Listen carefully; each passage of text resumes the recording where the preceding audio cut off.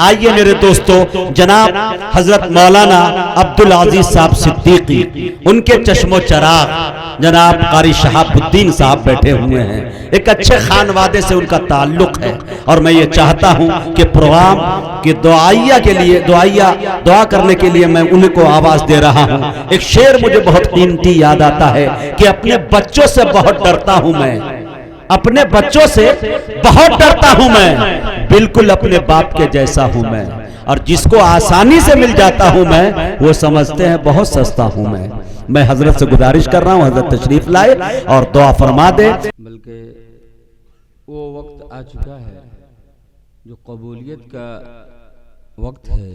یہ گھڑی ایسی گھڑی ہے، تمامی حضرات کو معلوم ہے کہ تہجد کا وقت شروع ہوتا ہے،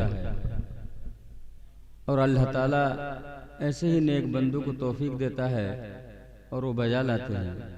چنانچہ یہ وقت، یہ گھڑی بہت قیمتی گھڑی ہے۔ ہمارے ناظم صاحب ابھی فرما رہے تھے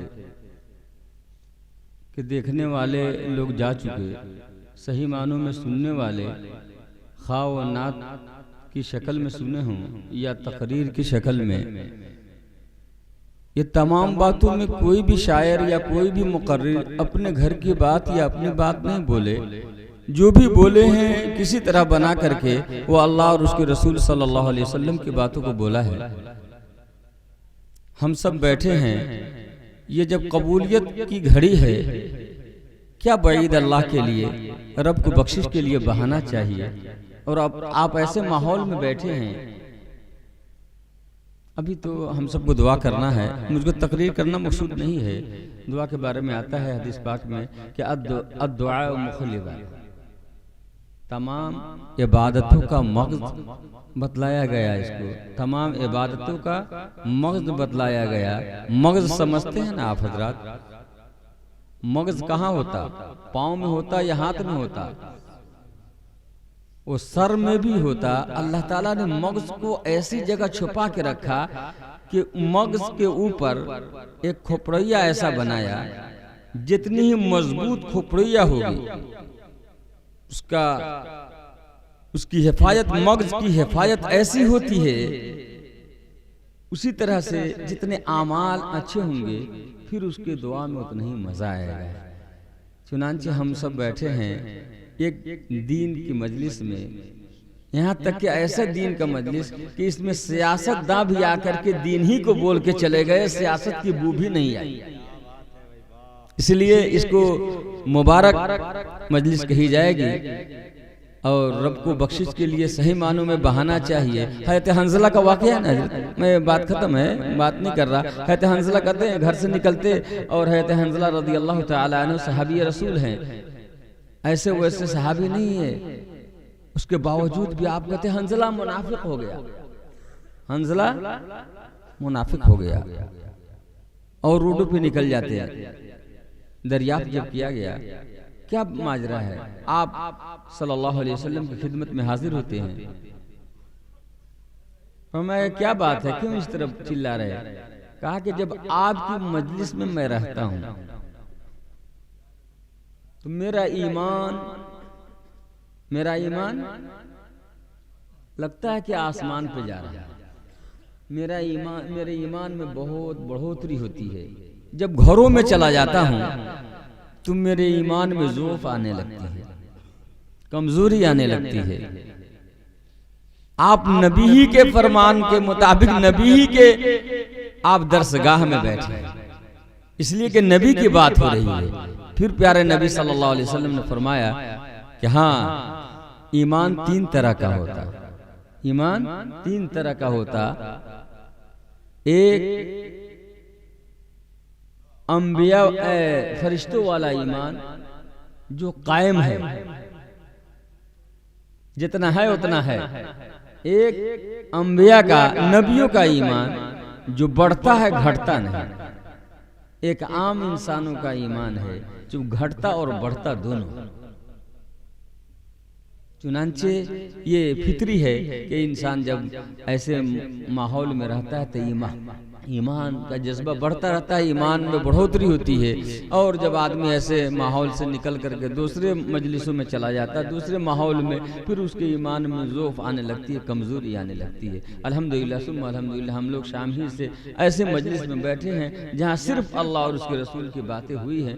امید اللہ کے ذات سے ہے کہ اللہ تعالی ہم سب کے ان جو ہی چھوٹی پوٹی جتنے کم لوگ ہیں دعا کرے اللہ تعالیٰ ضرور اللہ تعالیٰ قبول فرمائے گا. اب 2 بجنے والے ہیں، اب سب لوگ درود شریف پڑھ لیں. اللهم صل على محمد وعلى آل محمد كما صليت على إبراهيم وعلى آل إبراهيم إنك حميد مجيد. اللهم بارك على محمد وعلى آل محمد كما باركت على إبراهيم وعلى آل إبراهيم آتنا في الدنيا حسنة وفي الآخرة حسنة وقنا عذاب النار وقنا عذاب القبر وقنا عذاب الحشر وقنا عذاب الدنيا وقنا عذاب الآخرة وقنا عذاب الموت وقنا عذاب الدين. اللهم وفقنا لما تحب وترضى عدد ما تحب وترضى. اللهم أيد الإسلام والمسلمين، اللهم أيد الإسلام والمسلمين، اللهم انصر من نصر دين محمد صلی اللہ علیہ وسلم. اے مولا کریم اے رحم الراحمین، اے اللہ ہم سب کے خطاؤں کو لغزشوں کو معاف فرما، عالم اسلام کی حفاظت فرما، تمام مسلمانوں کے جان کی، مال کی، عزت کی، آبرو کی حفاظت فرما. خاص طور سے ہم سب کے ایمان کی حفاظت فرما، ہم سب کے ایمان کی حفاظت فرما. اے مولا کریم اے رحم الراحمین، ابھی ہم سب اس پروگرام میں بیٹھے ہیں، یہ دینی پروگرام ہے. اے مولا کریم اے رحم الراحمین، یہ دینی پروگرام ہے. ہم سب کے اس بیٹھنے کو قبول فرما لے. اے مولا کریم ہم سب کے اس بیٹھنے کو ذریعہ بنا دے. اے مولا کریم ہم سب کو ذریعہ بنا دے. اے مولا کریم اے رحم الراحمین ہم سب کے ایمان میں تو بڑھوتری عطا فرما دے.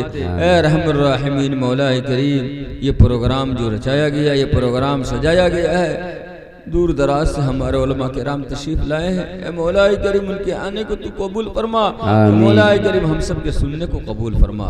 اے مولا کریم اے رحم الراحمین جن لوگوں نے اس پروگرام کو کرانے میں جس طرح کی جو بھی جد و جہد کی ہے، اے مولا کریم کوئی جانی، کوئی مالی، کوئی وقتی، جس طرح سے جو بھی ٹائم دیا ہے، وقت دیا ہے، مال دیا ہے، مولا کریم ان سب کے دینے کو قبول فرما لے. اے رحم الراحمین وہی مال دینے کو، وہی جان، وہی وقت دینے کو ذریعہ بنا دے. مولا کریم، مولا کریم اے رحم الراحمین تیرے دربار میں کمی نہیں ہے، تو تلاشتا ہے مولا کریم کون سی ادا پسند آ جائے.